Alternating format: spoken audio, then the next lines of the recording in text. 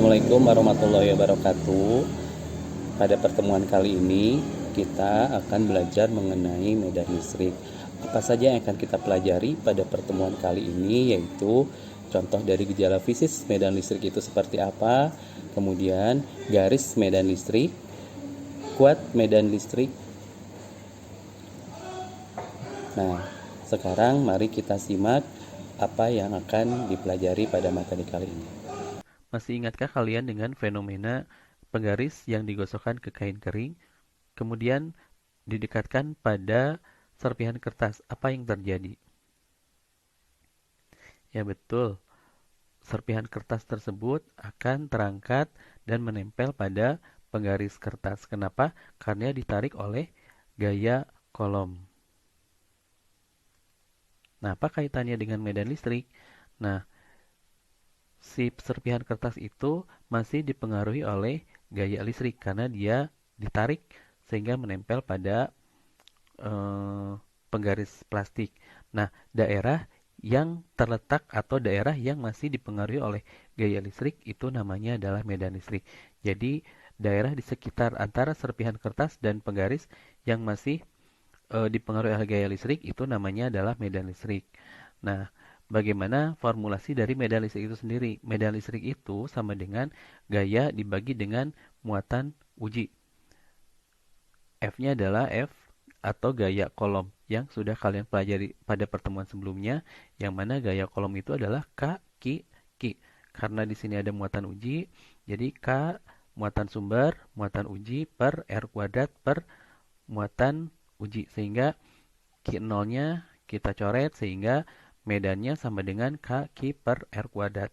E-nya adalah kuat medan listrik, satuannya Newton per kolom, K-nya adalah tetapan kolom yang nilainya 9 kali 10 pangkat 9, Q-nya adalah muatan sumber, kemudian R-nya adalah jarak dari muatan sumber ke muatan uji atau jarak dari Q dan Q0.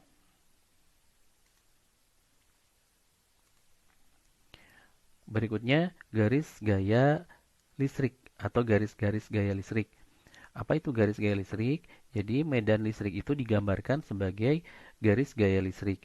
Garis gaya listrik menunjukkan besar dan arah medan listrik. Semakin rapat, garis medan akan semakin kuat dan sebaliknya. Nah, di sini ada digambarkan garis gaya listrik muatan positif itu meninggalkan muatan. Jadi gambar dari garis gaya listrik muatan positif dia meninggalkan muatannya. Berbeda dengan garis gaya muatan garis gaya listrik muatan negatif dia menuju muatan listrik.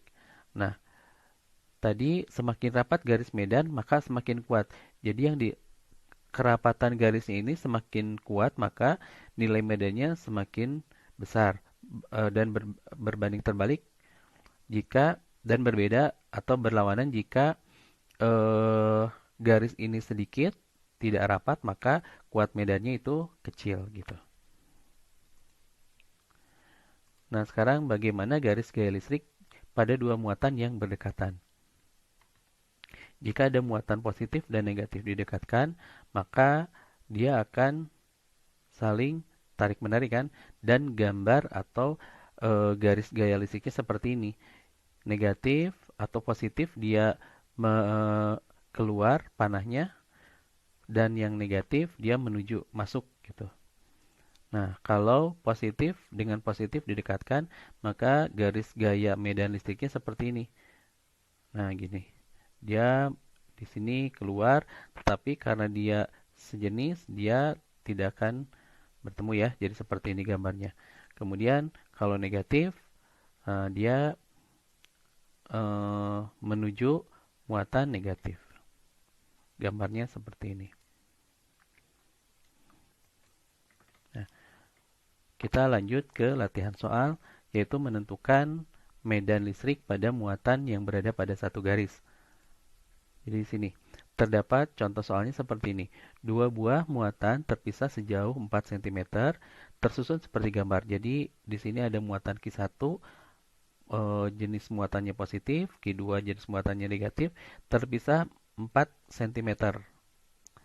Jika Q1 positif 2 mikrokolom, Q2 min 1 mikrokolom, dan K 9 kali 10 pangkat 9 Newton meter kuadrat per kolom kuadrat. Tentukan besar dan arah kuat medan listrik pada titik P yang terletak 1 cm di kanan Q.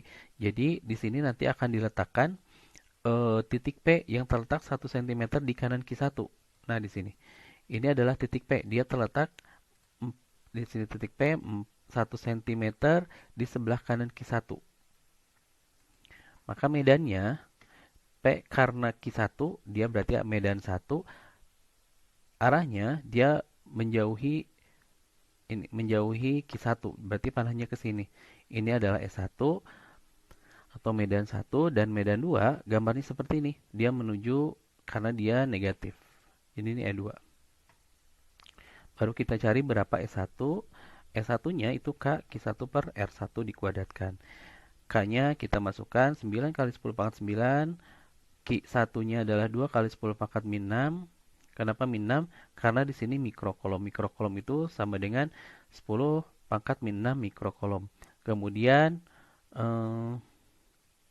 jaraknya itu 1 cm, berarti 1 kali 10 pangkat min 2 dikuadratkan. Sehingga jangan lupa dikuadratkan ya, karena persamaannya E sama dengan K Q1 per R dikuadratkan. Maka ini dikuadratkan.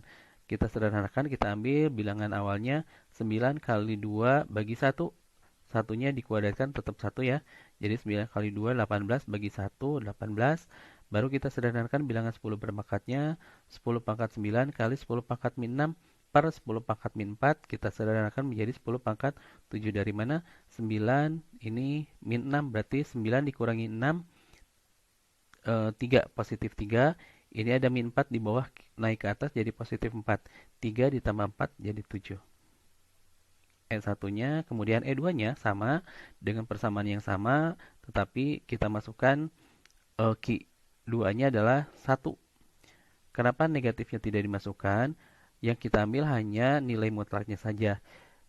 Tanda negatifnya itu hanya digunakan untuk menentukan arahnya saja, arah medannya menuju atau menjauhi. Tapi ke dalam perhitungan kita masukkan nilai mutlaknya saja. Maka E-nya 9 kali 1 dibagi 9 dari mana? Ini 3 dikuadratkan. Jadi 9 kali 1 bagi 9, 1. Ini disederhanakan sama seperti ini. Jadi E2-nya 1 kali 10 pangkat 7 Newton per kolom. Maka karena dia satu arah menuju ke kanan atau menuju Q2, maka kita jumlahkan E1 ditambah E2. E1-nya 18 kali 10 pangkat 7, E2-nya 1 kali 10 pangkat 7. Nah ini jadi totalnya adalah 19 kali 10 pangkat 7 Newton per kolom. Terima kasih. Semoga apa yang dipelajari pada pertemuan kali ini dapat bermanfaat. Assalamualaikum warahmatullahi wabarakatuh.